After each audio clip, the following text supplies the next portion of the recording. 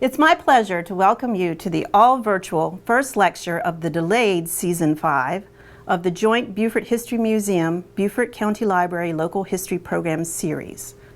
My name is Grace Cordial. I'm responsible for the Beaufort District Collection, the Beaufort County Library's Special Local History Collection and Archives Unit. The BDC is dedicated to supporting research about and awareness of the history, peoples, and culture of Beaufort, Jasper, and Hampton counties in Low Country, South Carolina from about 15,000 before the Common Era to the year 1971. Settling matters of honor, according to accepted practice, was an important part of being a gentleman in the 18th and 19th centuries. The practice involved issuing a challenge to fight another male person of equal social rank according to a prescribed process for an alleged slight or slander to one's self or family member. You will learn about some of the little-known duels held in Beaufort District, South Carolina, from a law enforcement professional and historian, Neil Baxley, today. A native of North Carolina, he spent 4 years in the Marine Corps before joining the Beaufort County Sheriff's Department more than 35 years ago. In 2013, Colonel Baxley was put in charge of Beaufort County's Emergency Management Division. In his spare time, he studies and writes history. He's given presentations at the South Carolina Archives and at area museums and libraries. He's authored 2 Confederate regimental history books, both of which are available in our research room. His most recent talks for the BBC have concerned bootlegging and the history of the Sheriff's Office. Get comfortable, adjust your volume, and select your screen view. The history of dueling in Beaufort District with Neil Baxley will begin in a few moments.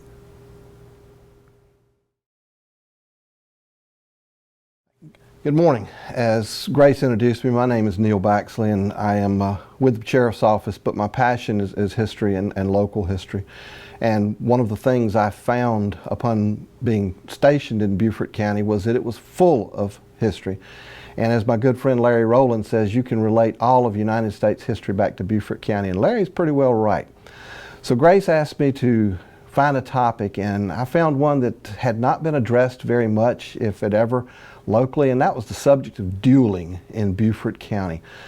You think of dueling, you think maybe of Matt Dillon walking out on Front Street in Dodge City, and you see those videos, but what you don't see very often is where 2 gentlemen dueled for real, where they actually chose to try and kill each other and people that the entire community knew.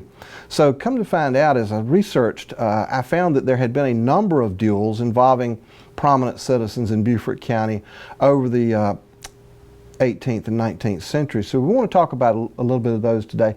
It's important to understand where Beaufort County was in the hierarchy of South Carolina. In 1860, on the eve of the outbreak of the war between the states, Beaufort County was the richest county in the richest state in the United States. This was wealth that was built on the products of indigo, rice, and cotton, and built on the back of slaves. But it had created an elite class of individuals who considered themselves the cream of society. They owned the big houses, they owned the big plantations, they owned the big carriages and the finest horses. And they had a sense of honor about themselves that if you impugned that honor, they felt obligated to defend that honor. Hence was born dueling. There had been duels going way back in the old country, back into the 14th and 15th centuries, but we refined it in the United States in the 18th century. So why would we fight? On honor, strictly to defend our honor. Today, if someone insults us, we jump on Facebook and social media and we fire back. And we just get into a war of words over social media. Rarely does anyone get hurt. But in 1789, or 1804, or 1815, we would demand an apology, and if we didn't get it, we would issue a challenge. And if they didn't meet the challenge, then we just absolutely slandered them all over the community as a coward. If they met the challenge, then we faced off somewhere and satisfied the issue. So honor, nothing else mattered to the men of the 18th and 19th century. It was important when scheduling a duel that we pick a place that was easy to get to, relatively easy to get to for the duelists and their seconds, but difficult for the sheriff to get to. Dueling was against the law in both the state of South Carolina and Georgia and all of the other states, but it wasn't enforced unless the sheriff was sitting right on top of it. So the duelist had to find a place that was difficult to get to, fairly remote. They did not want a lot of people watching it because they knew that the end result was either someone dying or someone absolutely exposing themselves as a coward. There were 4 primary dueling grounds that the folks in Beaufort District and in the city of Savannah used. The first of these was Bay Point. Bay Point was located on the northwestern side of the mouth of Port Royal Sound, a barrier island, unoccupied, uninhabited. It had a broad, sandy beach. You could leave Beaufort and sail downstream. An hour's sail would bring you to Bay Point, land, get out, execute your duel. The survivors got back in the boats and came back. The seconds brought back the losers. Bay Point was very common and very popular as a dueling spot in Beaufort County. The second one was the Union Causeway, or sometimes known as the Screvens Causeway, or earlier, very early on known as Wright's Causeway. This extends from the Savannah River, just across the river from downtown Savannah, nearly 3 miles up to where it touches the mainland on the road to Bluffton and Hardyville. It was built by brothers Charles and Jeremy Wright in the late 1700s. They owned a plantation along the South Carolina side of the river, and they needed to get their products to Savannah for shipping. They also were growing rice, and they needed to prevent saltwater intrusion into their rice fields. So they built this large dike, elevated about 6 or 8 feet above the water level, and made it wide enough that they could move wagons and stuff back and forth. Well, the causeway was nearly 3 miles long. You could row across the river from Savannah, take a short hike up the causeway, and you were well out of sight of Savannah, well away from the sheriff of Beaufort, and you could take your duels. Now the Wrights, as I say, were a very wealthy family and a very well-connected family. Their father would become the Chief Justice of the South Carolina Supreme Court. Their brother James was a royal governor of the state of Georgia. These folks knew politics, and they knew the system, and they knew how to manipulate it. They eventually would run into financial difficulties, and they would sell this property to Henry Laurens. And if you know Laurens' history in South Carolina, he was very well involved in the the Congressional Constitution Committees and the Declaration of Independence and the Revolution. The third location was Fort Pulaski. Fort Pulaski did not become a dueling grounds until the 1840s.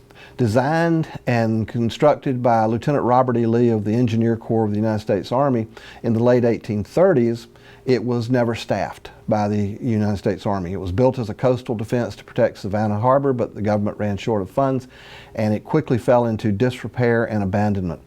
Throughout the late 1840s and through the 1850s, it was used several times as dueling grounds for folks from Beaufort. Beaufort would cross the river because they were outside of the South Carolina law and could not be prosecuted by the South Carolina sheriff, and they weren't worried about the Georgia sheriffs because they would recross the river as soon as the duel was over. But Pulaski was also very popular. The fourth and last place was Tybee Island.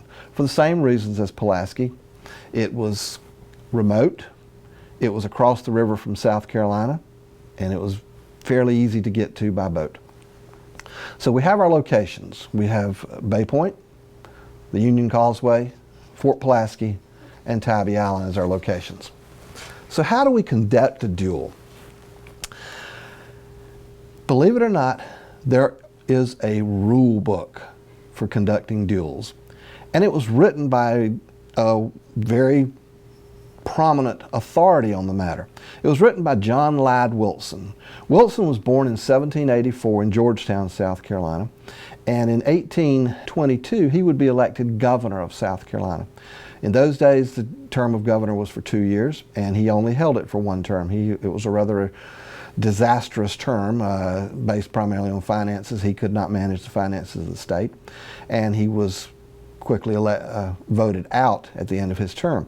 He had come to the governorship from the South Carolina Senate, and upon losing the governor's office, he went back to the Senate. But he was an attorney in Georgetown, and a very outspoken attorney on subjects such as states' rights and other issues. In 1838, with duels occurring fairly regularly in South Carolina, Governor Wilson decided that the rules needed to be codified, and he hoped that in doing so, it would limit the duels and eventually possibly get them out of the weave of society in South Carolina. So in 1838, he wrote and published what was called the Code Duelo.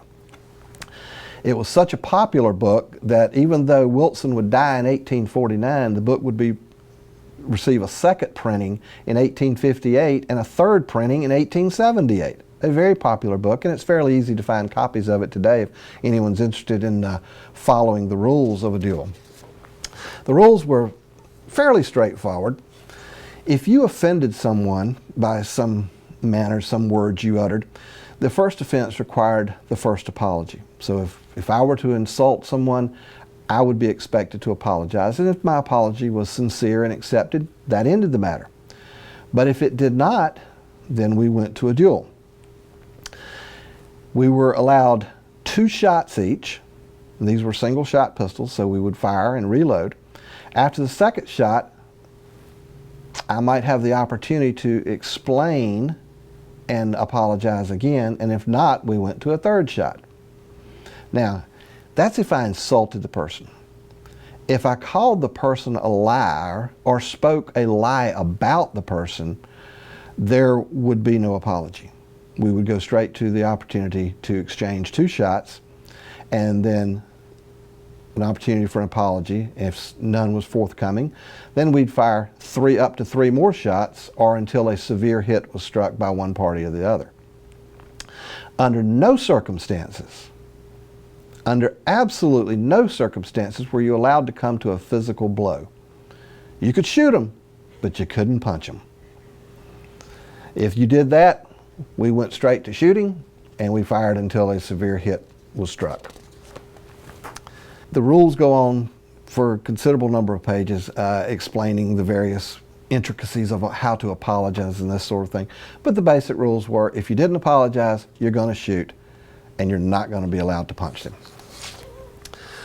The weapons of choice were usually single-shot, flintlock type pistols. As weapons progressed, the duels that occurred after the war between the states often would involve revolvers. But by and large, those in the 18th and 19th centuries involved single-shot pistols. The seconds would be responsible for loading the pistols, inspecting the pistols, and inspecting each other's pistols so that everyone knew that they had loaded weapons and that they were primed properly and ready to fire. On occasion, the weapon might differ. The person who issued the challenge, who was the offended person, was not the person allowed to choose the weapons. The person who was challenged had choice of weapons. On occasion, they would choose rifles. Pistols were effective out to about 25 yards. The rifles could be effective considerably further out. On occasion, a duelist might select a shotgun. Didn't really matter how far out you were then. But primarily, by and large, the choice was pistols.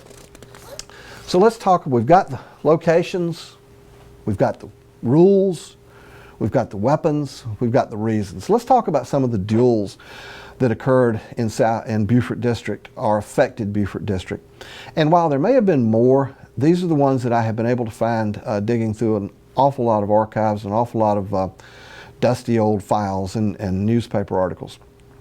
The first one that I came across occurred on January the 18th of 1804, and it was between John Rutledge Jr. and F. Horace Center. Center happened to be a doctor, by the way. John Jr. was the son of John Rutledge Sr. If you're familiar with South Carolina history, you'll know that Rutledge was the first president of South Carolina. He was appointed to the office by the state legislature in 1776 upon the Declaration of Independence. We didn't have governors at that point, we had presidents. And John Sr. was the first president. After the Revolution, he would also rise to be the Chief Justice of the South Carolina Supreme Court, and later he would be the Chief Justice of the United States Supreme Court. but that was John Sr. Jr. was a little bit different. Jr. was elected to the United States House of Representatives in 1802, and he held that office for a number of years. He was also a major in the South Carolina Militia, and during the War of 1812, he commanded the 28th South Carolina Militia in that war. Around the turn of the century, he married Sarah Mott Smith. Smith's family was also well-to-do. In fact, her father, as a wedding gift, presented to John and Sarah the Poplar Grove Plantation, which lay on the banks of the Savannah River in Beaufort District. Now, it's important to remember that prior to 1876, South Carolina, the Beaufort District included all of Beaufort, Hampton, and Jasper counties. It was a very large district. So this plantation of Poplar Grove lying on the Savannah River today in Jasper County was in Beaufort District in 1800. Late in 1803, John Jr. discovered that Sarah, the mother of his 7 children, was having an illicit affair with Dr. Center. Center was from Newport, Rhode Island, which was the seat of society in the United States. And he traveled frequently between Charleston, which was the seat of Southern society, and Newport. Sarah met him at some point during one of these travels, and they developed a relationship. At Christmas of 1803, John found out about it. He confronted Sarah, and he confronted Dr. Center.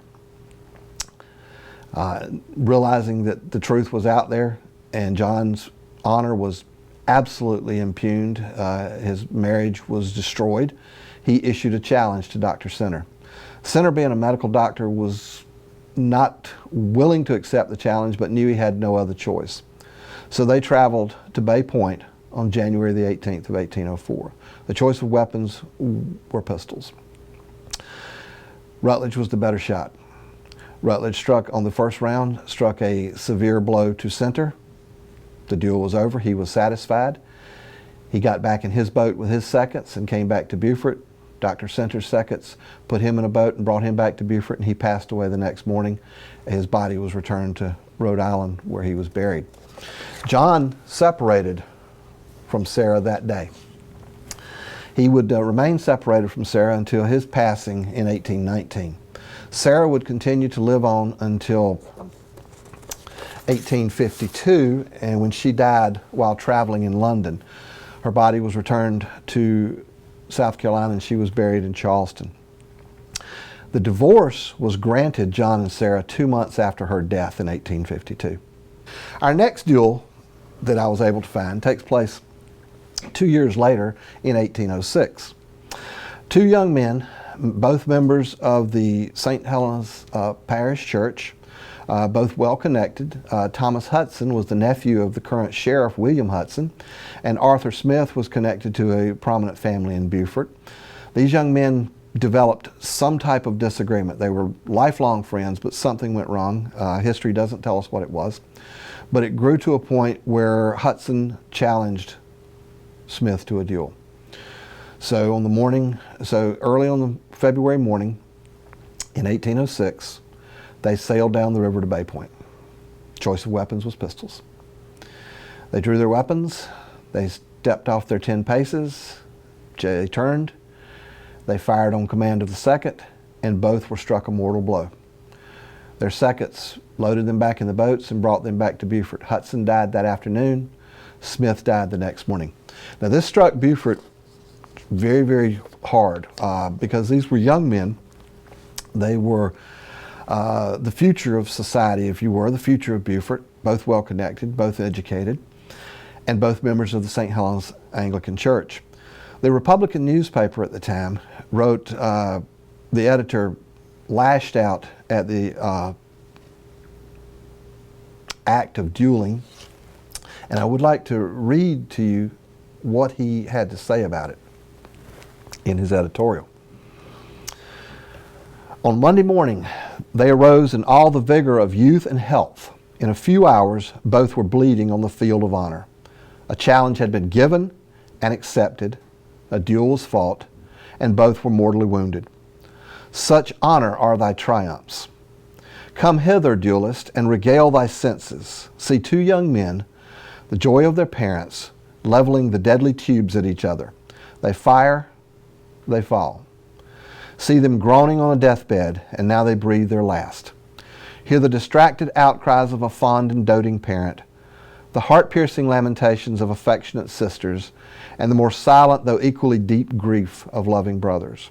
Are these pleasing to thine eyes, or music to thine ears? Yet these, duelist, are the fruits of honor, so called. He went on considerably longer, but the following Sunday it wasn't over.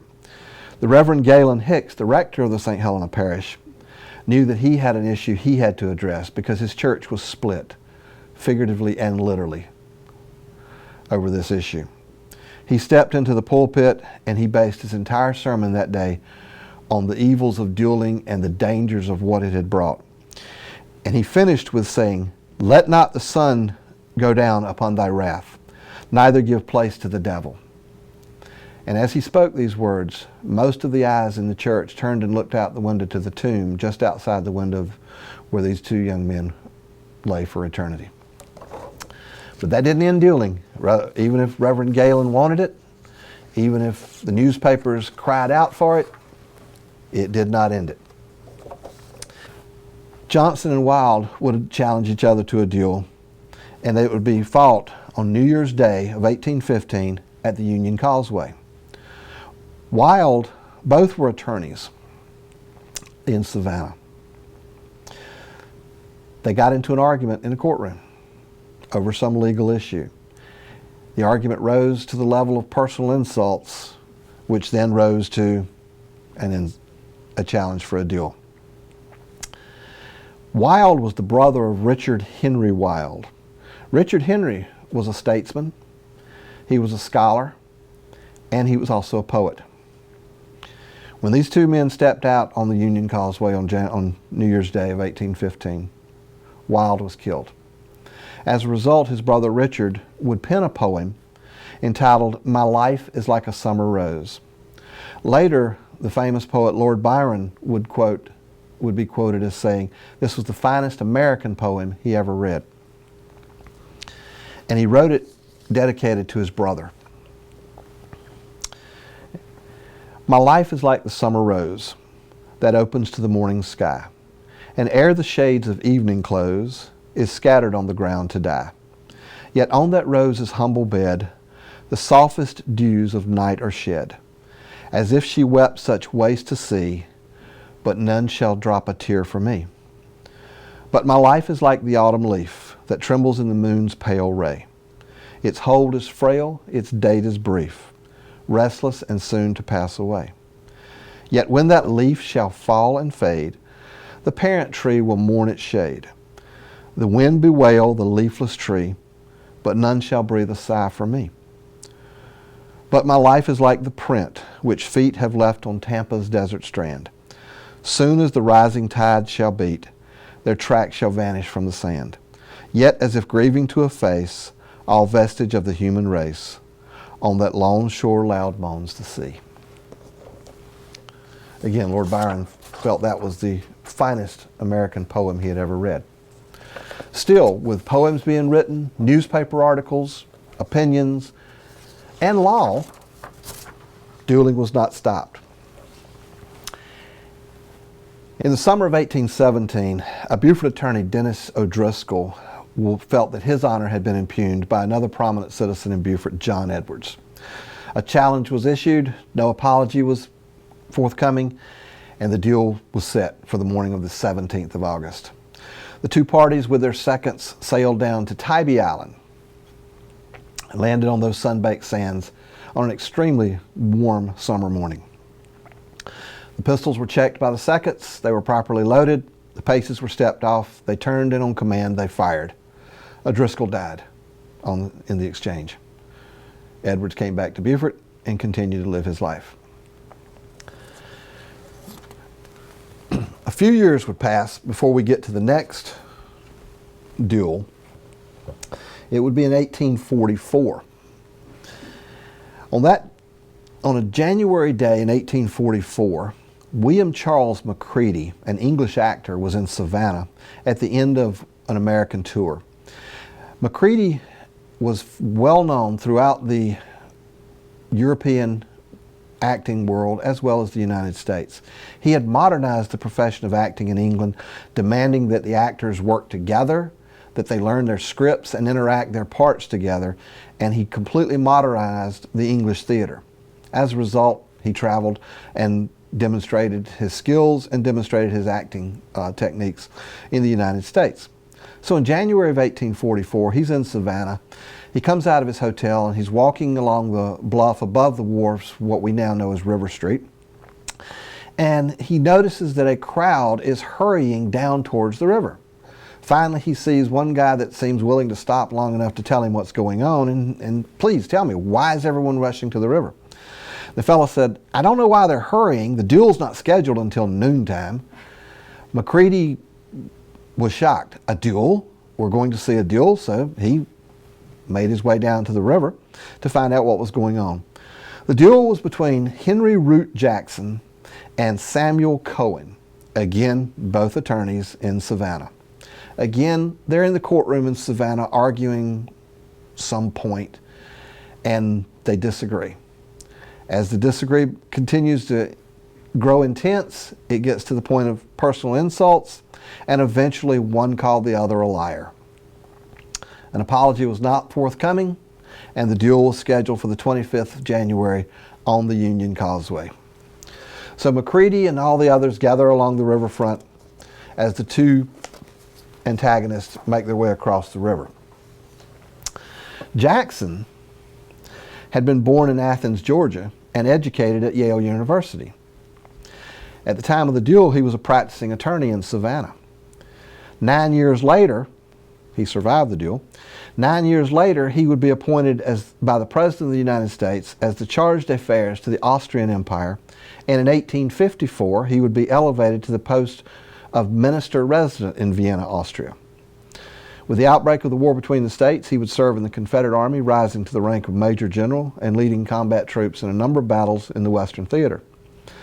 After the war, he resumed his practice of attorney in Savannah, and in 1885, he would be appointed by the President of the United States as the Minister to Mexico. Upon completing that duty, he returned to Savannah, and he was the President of the Georgia Historical Society. Passing away in 1898, he is buried in Bonaventure Cemetery in Savannah. As for the duel, he and Cohen rode across the river. The seconds checked the pistols. They paced off. They turned, and on command they fired. They both missed, and they agreed that they were satisfied. We did enough here. And apparently for the politics of the United States, it's a good thing, because he went on to hold the ministerships in 2 different nations. Our next duel that we know about would not occur until 1852, when Colonel Em Whaley challenged attorney E. Jenkins of Beaufort to a duel. The cause is lost to history. We don't know what they were arguing about, but we do know that they traveled down to the Union Causeway, and they both fired one shot. They both missed, and they both agreed that they could not reconcile their differences, but they were satisfied as to the duel. This is in the rules. If you fired and missed, and both parties were agreed that this was satisfaction, you could leave. So you could take a chance and slightly adjust your aim and hope that the other fellow did the same thing.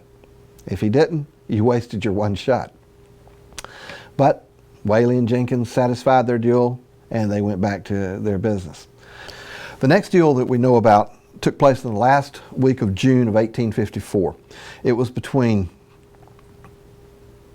John Verdier and George Cuthbert. Verdier was accused of whipping a slave owned by Cuthbert, which was absolutely forbidden in that society. You didn't interfere with someone else's operations. Cuthbert went to Verdier's residence, challenged him, and they had a fist fight. Now remember the rules of the duel: we don't strike each other. Verdier lost the fight on his own property, and he was furious about it. So he challenged Cuthbert to meet him in a duel, and he picked an unusual spot. He picked Pigeon Point. Now, Pigeon Point was remote from the town of Beaufort by about a mile, but it was not a remote location. It was a popular swimming location and picnicking area for residents of the town of Beaufort. But that's where Verdier picked as the location.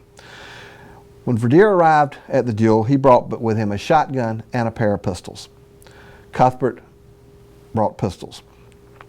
Verdier began to advance on him, and Cuthbert warned him, "If you continue to advance, I will shoot you." Now, this is Cuthbert having already beaten him in a fist fight. Verdier continued to advance, and Cuthbert shot him once in the leg. Verdier, undeterred, continued to come on, and Cuthbert shot him in the body. He was severely wounded. And based on the information we have, he probably did not survive it. But upon examination, it was determined that his pistol was empty. Why he came to duel with an empty pistol, who knows? The next duel we have is between John Chaplin, a former lieutenant in the United States Navy, and Dr. Kirk. Kirk was his brother-in-law, and the nature of the disagreement was personal but is lost to history. They went to Fort Pulaski to conduct this duel, being Beaufort District residents. They went down the Savannah River and crossed over to Pulaski. 3 shots were exchanged, and Kirk was killed. Chaplin was wounded in the foot. Contemporary reports indicated that Chaplin fired the first shot, but Kirk refused the act of reconciliation and forfeited with his life. So going back to the rules, after firing the first shot, the opportunity for an apology exists. But if the person doesn't make it, we go to the next round. And in this case, Kirk did not, and he paid for it. Moving forward, we didn't wait very long to have our next duel. It's 1857. It's between 2 gentlemen who live in Savannah, a Stuart Elliott, which he was probably related to the South Carolina Elliots, and Tom Daniel.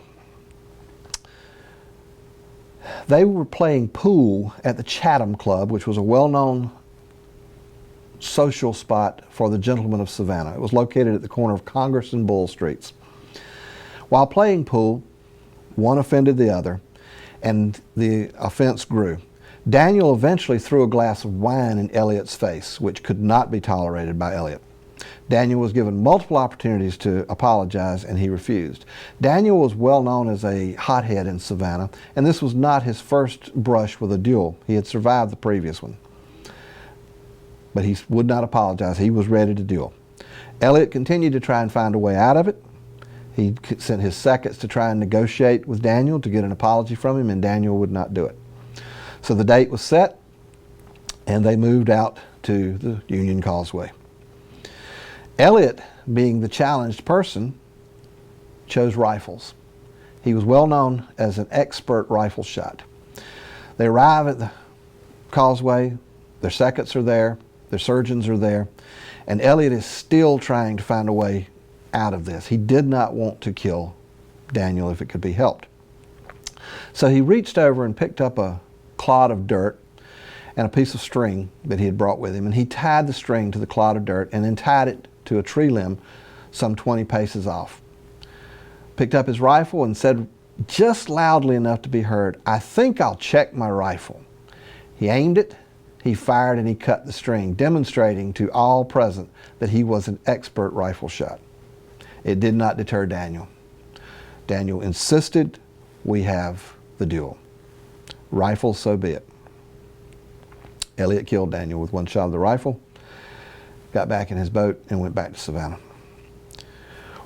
Rifles apparently were inspiring, because the following week we have a second duel at the Union Causeway between Daniel Kimbrough and Jacob Hendricks of Savannah.